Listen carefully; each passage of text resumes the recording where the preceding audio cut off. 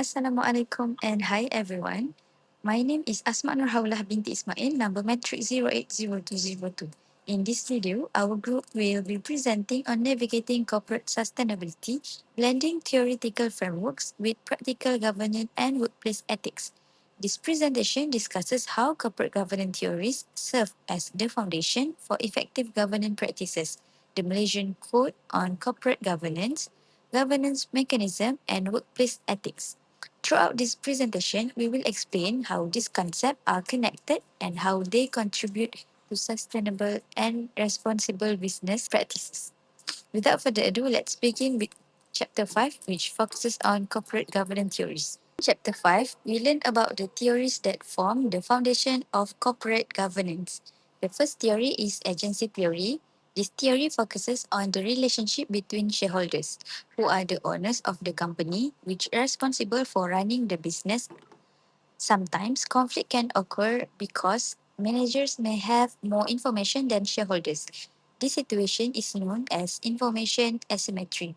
Therefore, corporate governance is important to ensure that managers act in the best interest of shareholders.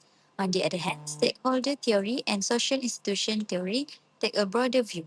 These theories suggest that companies are not only responsible to shareholders but also to other stakeholders such as employees, customers, suppliers, and the community.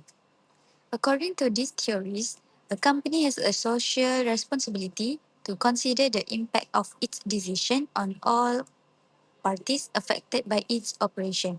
This helps promote ethical behavior, accountability, and long-term sustainability. To summarize, agency theory focuses on protecting shareholders' interests, while stakeholder and social institution theories emphasize the importance of protecting the interests of stakeholders.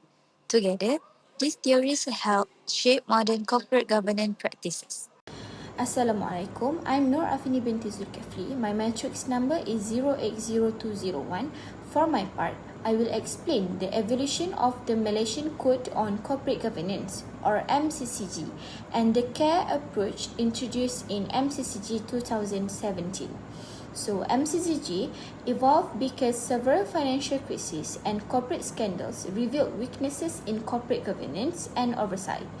As a result, Malaysia strengthened the MCCG through revisions in 2000, 2007, 2012, and finally 2017 to improve accountability and transparency.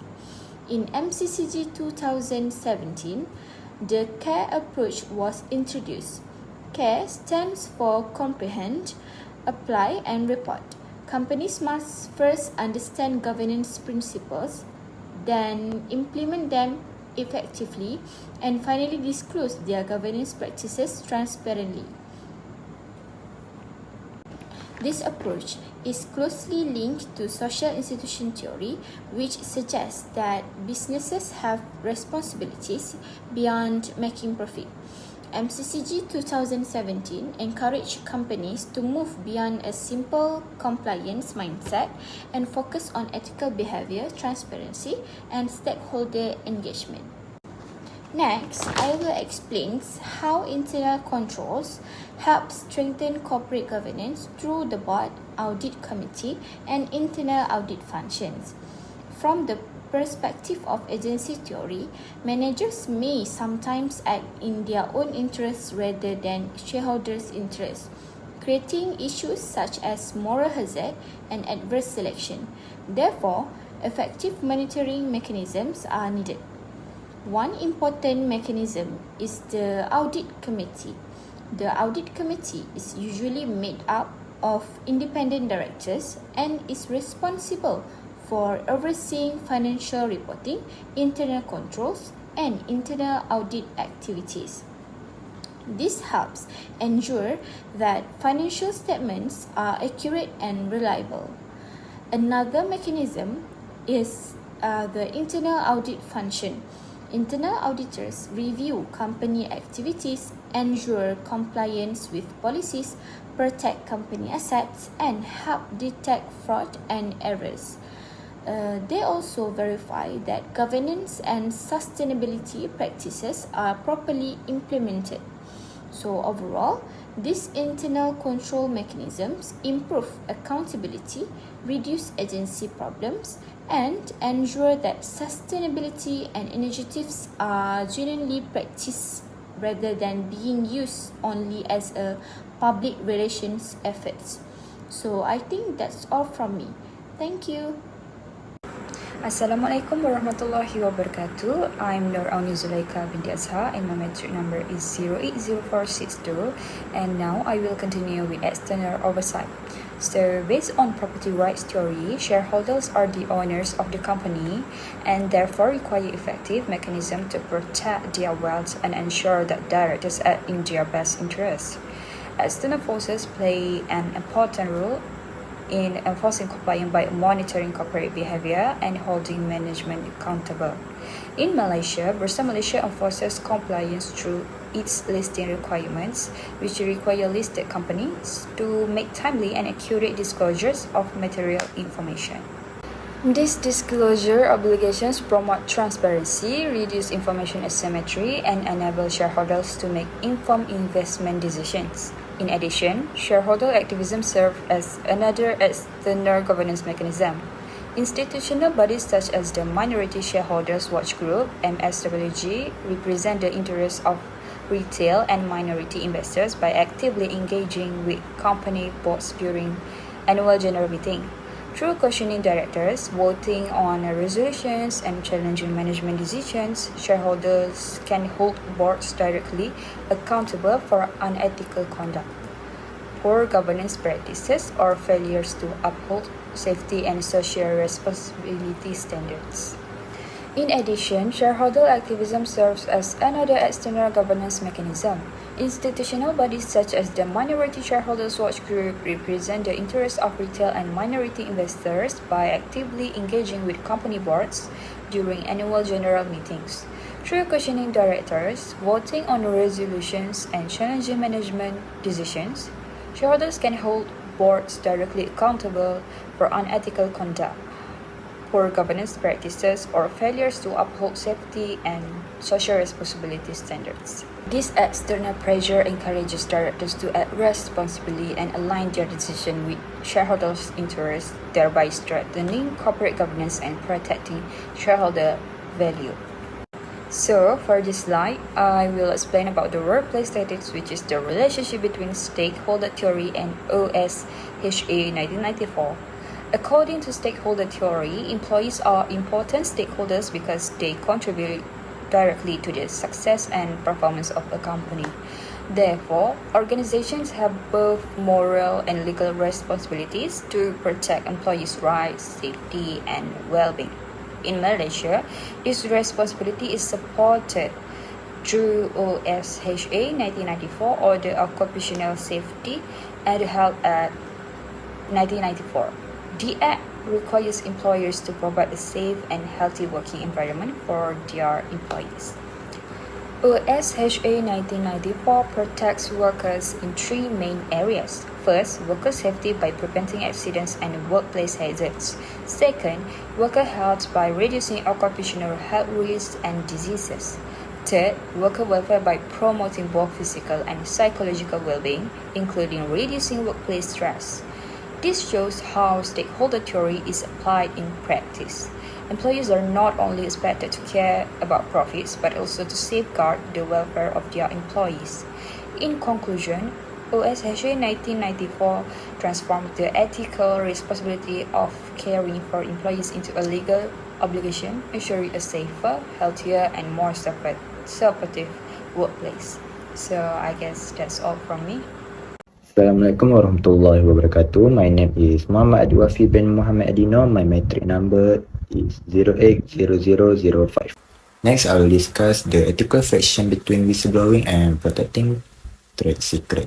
From the perspective of property right theories, companies have both legal and ethical right to protect their trade secrets and confidential information. Employees are expected to maintain confidentiality and safeguard valuable business information from unauthorized disclosure. However, According to social institution theory, company also have responsibility towards society if an organization is involved in fraud, corruption, or human rights violations. Employees have an ethical duty to report such as misconduct. Whistleblowing helps prevent harm and promote justice. To achieve an ethical balance, organization should encourage internal whistleblowing first. Employees can report concern to ethics officer, compliance officer, company secretaries, or independent directors. This allows issues to be investigated and resolved while maintaining confidentiality. External whistleblowing may be necessary when management is involved in the wrongdoing or when internal reporting mechanisms fail.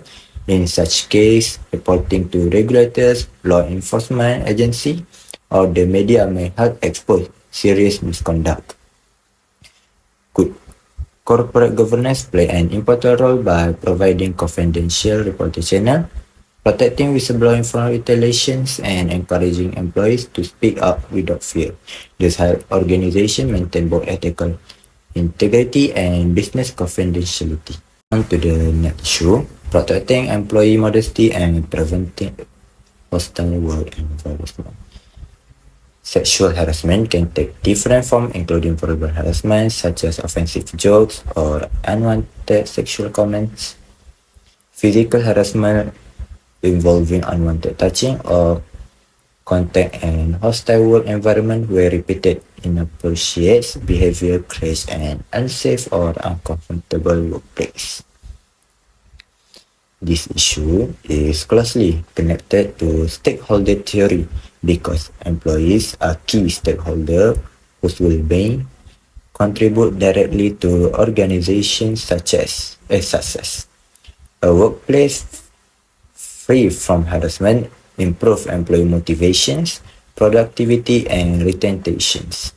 In Malaysia, the legal framework under the Employment Act 1955 requires employer to investigate sexual harassment complaints and take appropriate disciplinary action when misconduct is proven. The regulations help create a safer, more respectful, and inclusive workplace. From a governance perspective, organizations should implement clear anti-harassment policy, establish confidential reporting channel, conduct fair investigations, and ensure equal treatment for all employees. This practice not only protect employees' dignity and right, but also support sustainable business growth and strengthen stakeholder trust. In conclusion, creating a respectful and safer environment is both an ethical responsibility and a key element of good corporates. To conclude our presentation, it is clear that corporate sustainability and responsible growth are not just marketing buzzwords, but a critical foundation for modern business survival. Driven by the stakeholder theory in Chapter 5, companies are strictly reminded that their duty extends far beyond maximizing profits. They must protect everyone affected by their operation. This theory transitions into reality through the MCCG 2017's CARE approach in Chapter 6 and is heavily monitored by internal governance mechanisms like the Board of Directors and Audit Committees in Chapter 6 to ensure strict compliance.